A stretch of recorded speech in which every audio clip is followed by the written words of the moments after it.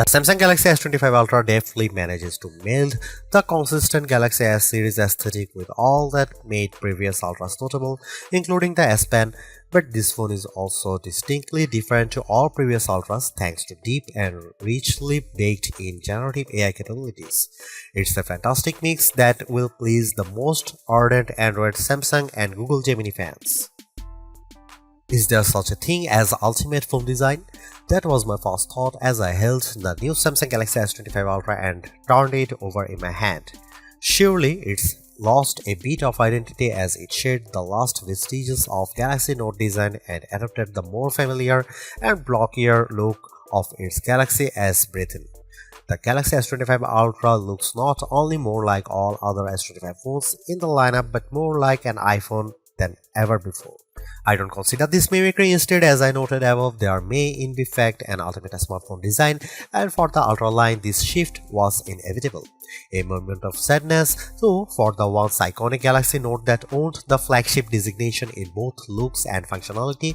It was the only smartphone virtually industry-wide that included an integrated stylus. Somehow, Samsung has managed this slimmer, lighter and squarer makeover without losing space for the S Pen, which alone is an achievement worth celebrating. Fine, however, people are done talking about the new design, including a slightly larger screen than the S24 Ultra. They will likely become obsessed with the deeply integrated AI experience. With the S25 line, Samsung has effectively blurred the lines between Galaxy AI Bixby's system-level AI actions and Google's Gemini's generative AI capabilities, and Samsung isn't shy about presenting its partners' capabilities. They are accessible through a long press of the power button, and while the connections between Gemini, Google's apps, and Samsung's apps isn't always seamless and automatic, when it works, it's smooth and quite useful. There are promises in here of a deeper understanding of you by watching not just what you do on the phone but how Samsung connected wearables like Galaxy Rings, Galaxy Watch and SmartThings accessories gather data and understanding of your physical and smart home-based activities. Ultimately, that information is presented as part of now brief home screen widgets that give you, among other things, morning and evening briefs. That tracking might sound scary if Samsung hadn't worked closely with silicon partner Qualcomm to ensure that the Snapdragon 8 Gen 8 Elite for Galaxy has a silicon core that's devoted to your personal data engine, and if it weren't for Samsung's liberal use of its Knox security both of the phone and across its ecosystem of devices. In my time reviewing the S25 Ultra, I saw some personal insights in my briefs but not enough for them to be meaningful. I think this is the kind of feature that will bear fruit after weeks of using the phone and essentially training the AI to understand you. AI can be found sprinkled throughout the system, including in photography, which is a good thing since Samsung has done little to upgrade the physical camera array. Of the 5 cameras, only one got an upgrade, the ultra-wide, which is now a 50 megapixel camera. On the other hand, Samsung has upgraded its Pro Visual engine, and as a result, photography is generally even better than on the Samsung Galaxy S24 Ultra. And if your photographic skills aren't up to snuff, you can now ask Gemini to suggest changes based on the quality of your own photos. There are more powerful tools for generating AI images and making AI alterations to existing photographs. Sketch to image is more powerful than ever, and I found that using the S Pen with sketch to image generated incredibly realistic AI editions. Samsung's AI integration also extends to sound. It can recognize music playing in a video or hummed by you, and it's also adept at cleaning up messy audio in videos you shoot. This is a better looking, faster, smarter and longer lasting Ultra than any that's come before it, and it still costs the same $199 US. At a glance, the Samsung Galaxy S25 Ultra camera array looks unchanged from the S24 Ultras, but Samsung has given the array a visual upgrade. All the lenses now appear to almost float above the chassis.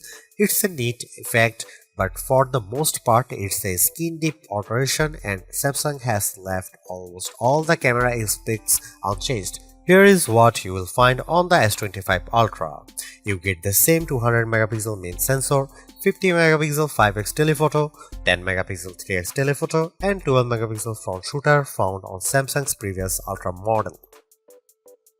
The only new camera of the bunch is the 50 megapixel ultra wide. More pixels here mean better low light performance for ultra wide shots and more detailed macro shots.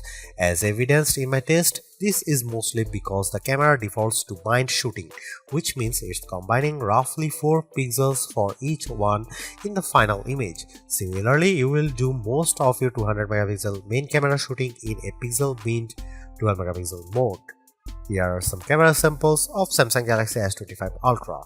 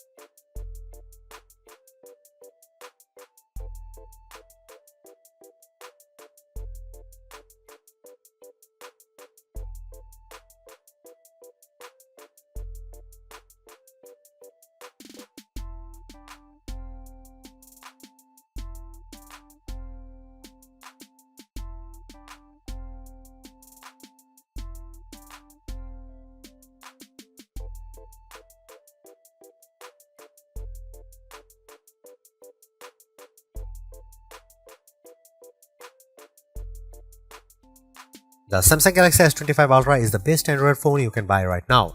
Interacting with AI has never felt more natural or useful. In addition, the phone's gorgeous screen, helpful S Pen, solid battery life, and class-leading power all contribute to Samsung's most well-rounded offering. Top-tier cameras with exceptional zoom merely top it all off. You can get a similar overall experience from the Galaxy S25 Plus and the Pixel 9 Pro XL for less money, but with a slightly smaller screen and without the stylus.